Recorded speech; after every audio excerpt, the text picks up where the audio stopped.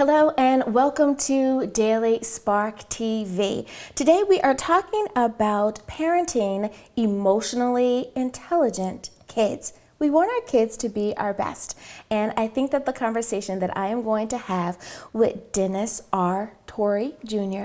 is going to be right up your alley. Well, let me tell you a little bit more about Dennis. He is an author, a transportation security officer, a U.S. Army veteran, and holds several patents. He has worked as a licensed Wall Street broker and a licensed financial advisor. Dennis is now a published author of children's books, and he is writing a major screenplay. So I am excited for all that you are doing. Thank you so much for being on the show today. Well, thank you for having me. Well, I have to ask you, before we start talking about making sure that our children are emotionally intelligent, what made you decide that you wanted to serve our nation and join the Army? Well, I had a chance to travel a lot when I was younger. I lived in several different countries in Europe: France, Austria, Switzerland, Germany. So I got to see a lot of the world at a very young age. I went to some of the finest schools in the world, boarding schools, which were tough, but they were very good. And I got a really big picture of what was going on in the world and in our country as well. And I got a great appreciation for what America stands for and how it was founded. And so I felt that's definitely something worth dedicating oneself to and serving. So I served in the field artillery, actually special weapons artillery, which was nuclear artillery on the border of East Germany back in '85 at the height of the Cold War. So it was kind of a suicide squad that we were trained to take over one cannon and evacuate everyone else if the Russians came too far. So it was kind of heavy, you know, but I really appreciated the job. I was honored to do it. And I'm honored doing what I do now, serving with the TSA, part of the Department of Homeland Security, and keeping people safe every day. And I'm also a 9/11 survivor. I was there on 9/11. I'm running through that smoke with my daughter for our lives. So I really appreciate what this country stands for, and that's how I feel. It's the best country in the world. It is, it is. Well, thank you for your past service, and thank you for what you're doing currently. Thank you so much for that, and I'm so glad that you are a survivor. Thank you. Now, so many times we look at what we think we want to do in the world, and you have worked as a Wall Street broker and licensed financial advisor. Did you know that you wanted to go into the finance world? Not at all, actually. I was taking pre-law in Brooklyn Heights, St. Francis College. I was planning on being a lawyer. And during the process, I decided, you know, I want to make some money now. Maybe I'll go into law later.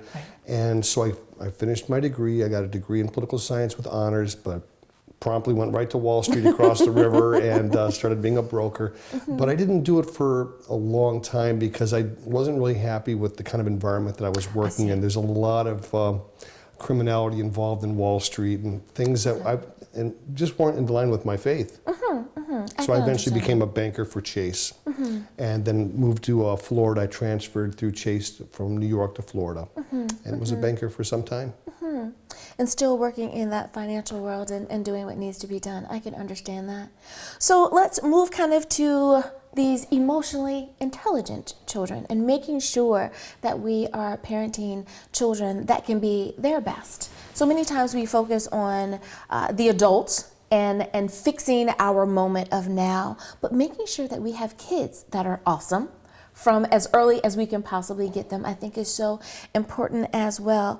So when we are building our families and we're making the determinations of what we want and don't want, do you think that people are really starting to sit down and think about, how am I going to build this family when there's still just a couple? Yes, you know, myself, I had college scores at 6, so I was a bit of a, I guess, a savant almost, an anomaly.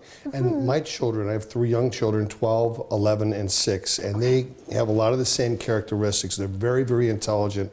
My daughter's got like the best grades in her school. And so the way I look at it is it all begins with God. It begins with the foundation that you build in having them understand Jesus, His message, and what it means to stay in the light and do what's right. So to always make sure they do the right thing, do their homework, and live in a regimental way. But putting God first, I think, is always the right way. And then trying to show them as much as you can within reason about the world, their environment, and everything around them. So it really is doing the best you can with what you have, trying to give them the broadest horizons that one can provide. Absolutely. Do you think that this phrase, emotionally intelligent kids, do you think that people are even aware of the fact that they can raise their children to be healthy and wise emotionally? I think it's overlooked a lot. I think that people need to focus more on the emotional state of their kids, because I think we live such harried lives a lot of the time that we kind of just put our kids into a box. We compartmentalize their situation, and people send them off to school and just hope for the best. When it's so important that we instill with them the values, the love that we hopefully were brought up with, and want them to carry on with their families as well, God willing that they're given families as well. Absolutely. So emotionally intelligent is I think it's intertwined, because if their emotions are not right, it doesn't matter how intelligent they are, they're going to go the wrong path. So to be well-centered and to be, I think that center must be around God and Jesus, because Jesus is God in my book. Yeah, I hear you. Now, so many times as a new parent, they become overwhelmed. They've transitioned from being just an individual into being a couple, and now they're parents. And though there are some really great books out there that you can read, and of course your own parents might be a wonderful resource to pull from, they still feel overwhelmed. Are there some things that parents can do to try to keep their own anxiety down when it comes to making sure that we're building really great senses of self with our children? Well, I think the first thing to do, and it all comes back to God in my book, is to keep your faith, always renew it, be studying the Bible and the gospel continuously, and share that with your children. And the answers are all there. If you really want the answer is the answer. It's God. And like Jesus said, don't worry. In one passage, he says it 3 times. Never worry, never worry. Because if you're worrying, that means you're living according to your plan and not God's plan. So it's so important that you do what's given to you naturally. And that's your love of God and your love for yourself. And if you have that, you're able to love others and be loved. You are able to love others and be loved. I love it. And we'll take a break. We'll be back right after this.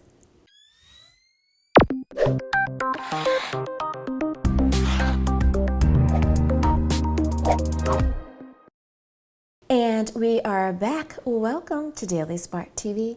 My guest is Dennis Torii Jr. and we're talking about raising emotionally intelligent children today. We always want our kids to be the best that they can possibly be, but I think that many times we also need to be the best parents that we can be. So my question to you is, as adults, we have figured out the routine for our lives.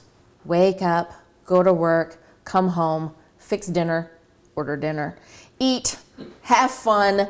You know, we have all of these things that we know that we're supposed to do.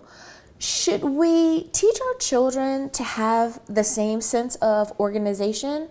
But within that kind of flip side of the coin, how do we make sure that we're not teaching them how to just be on the rat wheel at the same time? Well, I think it's really important that you do teach them to be regimental. You show them that you have to have an order of doing things for things to get done. You can't put the cart before the horse. Right. And you want to keep things simple as you can in a complex world that we all live in.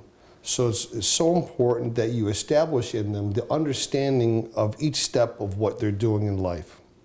So whether it be just waking up in the morning and getting themselves ready, brushing their teeth, you want them to understand why, explain the reason for each step, and that it's for their better, and you're telling them that because you love them and you want them to succeed. So I think that it's just important that they have the full understanding that even though you may have made mistakes in your life, you've learned a lot, and you want to instill in them the right path. Absolutely. And to get to the end of that path, which is towards the light, you got to do what's right and do the things that are expected of you that you should do. I love it. I love it. Now, I want to kind of fast forward in the age group a little bit and kind of focus on our teenagers and our young adults. So they lead lives nowadays that can be quite hectic. There's so much to do, and not just school and not just the extracurricular things that they're doing like sports or the arts, but they are involved in community activities. They're being junior philanthropists and all of that. How do we make sure that our children are involved and they are being those socially conscious, community involved children, but their anxiety doesn't keep rising because there's something else that they need to do? Well, you want to make sure that you're getting them involved in the right things, extracurricular activities like my son does karate, my daughter does dance, my little 6-year-old, he's just doing a lot of artwork and things like that. And so you want to just make sure that they are involved in those things, that they are the right things to do, and that it's something that they enjoy. You don't want to make them do something that they just, in their heart, they don't like, but at the same time, sometimes they're not going to know what's best for them for a while. Like my little boy he had a hard time with karate at first, and now I couldn't drag him away from it. He knows how important it is, that it's instilling with him the disciplines that he's going to need in life to be a winner. And that's what we want all of our kids to be, is a winner. And again, it all comes back to, in my mind, Jesus Christ. Everything relates to that. And you can call upon God to help you with all the challenges that you go through in life, whether it be chess club or whether it be karate or dance or anything that you're doing, or that test that's coming up that you're preparing for and that you're helping your kids get ready for. So do you think that when we talk about work-life balance as adults, we're usually talking about the thing that we do as far as our career is concerned, and then the things that we do at home? Since our children don't necessarily go to work at that young of an age, should we make sure that their work is school and their life or their family is also just being able to be a kid? That if they are young, that they have that time to just go outside and play, or they have that time where just go to the movies with your friends. Yes, you have these responsibilities, but should we make sure that they pencil in fun the same way that we need to pencil in some fun for us? Oh, absolutely. You know, like we know that when we go to work, we're supposed to leave our problems outside of work at home and vice versa, and deal with them where they belong. But you know the saying, work hard, play hard. Right. If you work hard in life at what you're supposed to be doing, you'll have more playtime and be able to enjoy your playtime more. And that's very important to teach your kids. So if they're not doing their homework and they're not applying themselves at school, when they go out to play, they're going to be worried about that test coming up. They're going to be worried about things that they didn't take care of. It starts at a very, very early age. And it never goes away when you're older. So it's so important that we do what we're supposed to be doing, when we're supposed to be doing it, and that it's the right thing to do. When we talk about parental influence, now most people understand that when you have a little person, 5, 6 years old, parental influence is important. But as they mature and they become an adult, I'm 18 now, yay, I'm free, right? Does our parental responsibility stop? Should our parental influence stop? Should we kind of let the reins go more and more as they get older? Or should we hold them as tightly as we did when they were younger? Well, like birds that push the baby birds out of the nest, there does come a point where you have to let them fly on their own. But that does not mean that you're relinquishing responsibility towards them and guidance that you should provide them. It just changes over time. And you should always be a shoulder to cry on and a helping hand for your children at all stages in their life for as long as God gives us to be with them. I like how you said that there's nothing wrong with being the mama bird, that there comes that time that we do that kind of tough love and go, I know you can do it. It's going to be okay. But to make sure that we are there in the background, still being gentle, being kind, being nurturing, and kind of being their best cheerleader at the same time. I love how you said that. Well, I think that that is a great place for us to leave it for just now. I do have some more questions for you, but it's time for a break. We'll be right back.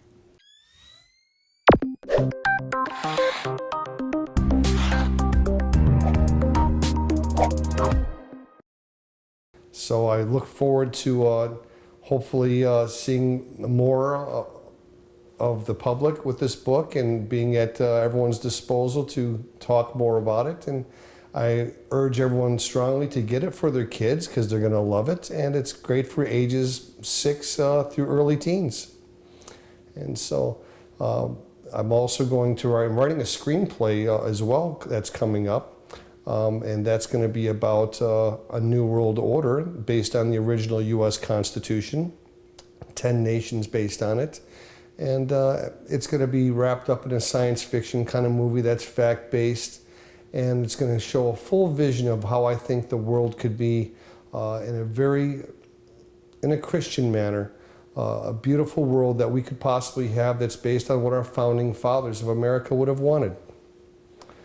And so The Green Horse is my first book, but I'm sure I have many more to come. So the first book is The Green Horse. The second is The Fire Horse. The third book is The Four Horses of Ishtar. And the screenplay that I'm writing is called The Omega Plan. And I'm working very hard at that right now.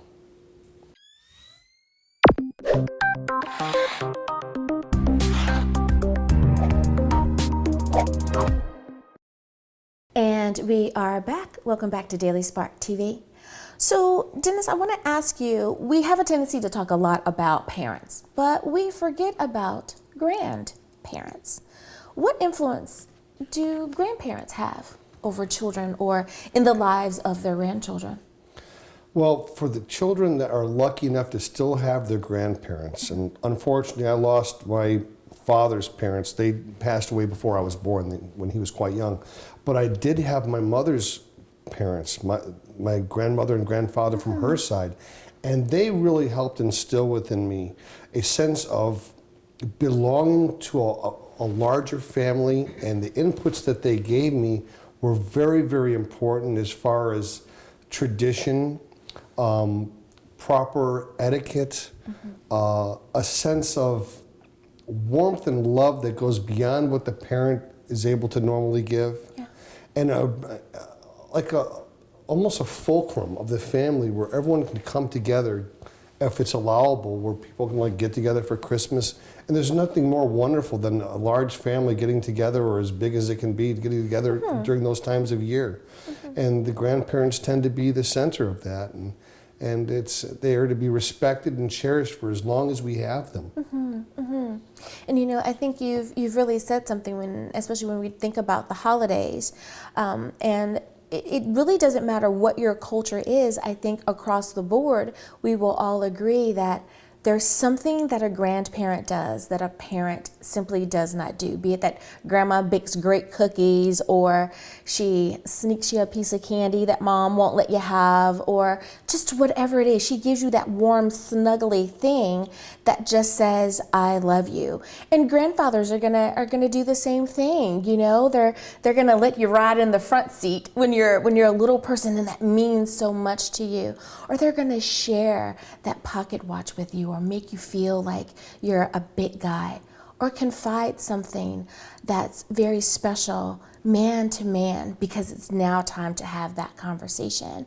So I think that you're right, that when we look back nostalgically over our lives, that our grandparents do have just as great an influence over who we are and who we become as our parents do, even though they do it on a more day-to-day basis in many cases.